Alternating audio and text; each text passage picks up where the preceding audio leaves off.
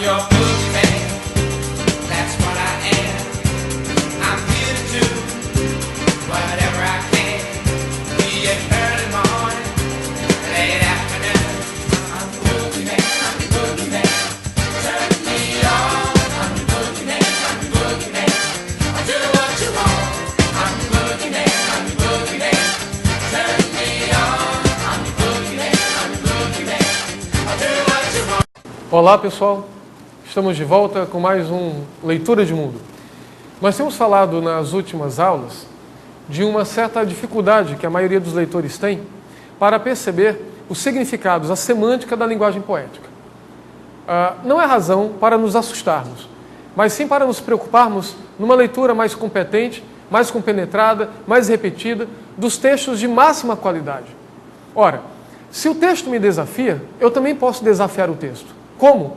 Lendo grandes autores, os chamados clássicos. Nós temos um clássico vivo da língua portuguesa hoje, por exemplo, José Saramago.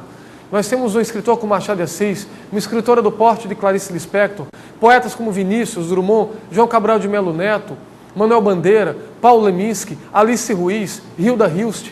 A internet é um grande instrumento. Quanto melhor for a qualidade do meu texto, da minha leitura, melhor será o desafio e, portanto, o enfrentamento desse texto. Então é preciso qualificar, selecionar, escolher cada vez melhor aquilo que eu estou lendo. Ler um texto que não me desafia não me acrescenta nada, principalmente se eu vou cair no Enem, enfrentar o vestibular e a vida real. Vamos dar um exemplo prático do que eu estou dizendo. Há um poema aparentemente simples, do grande poeta Manuel Bandeira. É um poema que a maioria já leu, mas não sei se compreendeu, chamado Momento num Café. É um poema modernista, em versos livres e brancos, que aparentemente descreve uma cena banal, uma cena urbana. Um cortejo passa diante de um café, onde vários homens se encontram, eles automaticamente tiram o chapéu, um não tira tão rapidamente, tira compreendendo o que significa a passagem do cortejo, a morte do outro significa a minha morte, e o poema se encaminha para o final. Ele é, ipsilíteris, assim. Momento num café. Quando o enterro passou, os homens que se achavam no café tiraram o chapéu maquinalmente. Saudavam o morto distraídos. Estavam todos voltados para a vida, absortos na vida, confiantes na vida. Um, no entanto, se descobriu num gesto largo e demorado, olhando o esquife longamente. Este sabia que a vida é uma agitação feroz e sem finalidade, que a vida é traição.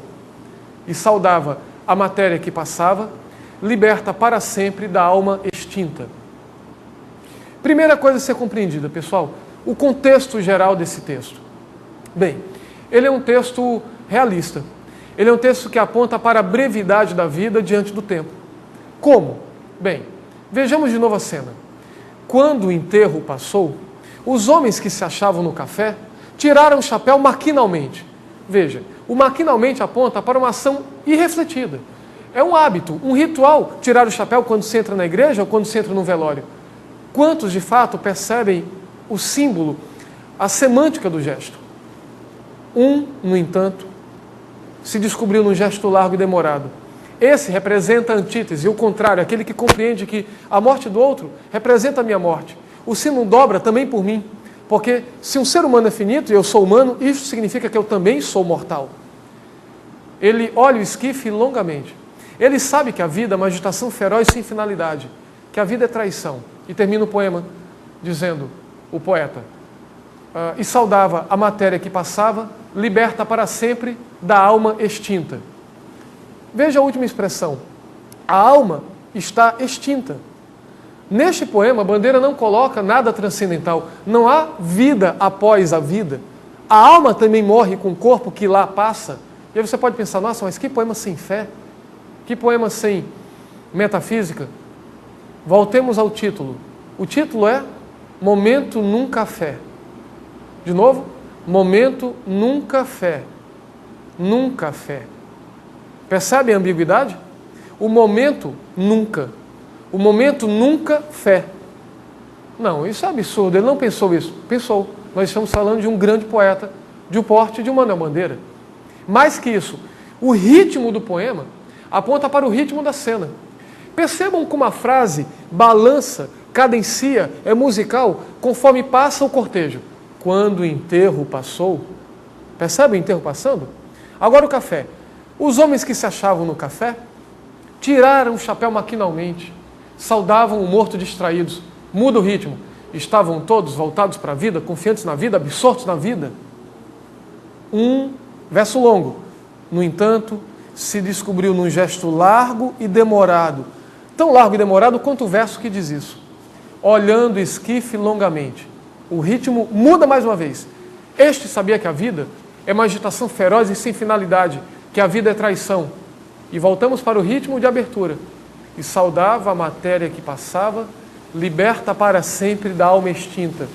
Viram que o enterro voltou?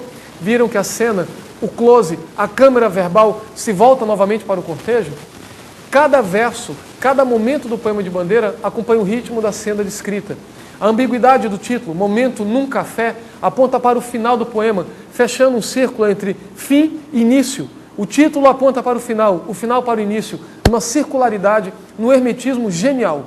Manuel Bandeira só não ganhou o Nobel porque escrevia em brasilês numa periferia do mundo capitalista, o Brasil. Mas é um poeta de qualidade universal que merece ser lido por cada um de nós. E até a próxima aula. Obrigado.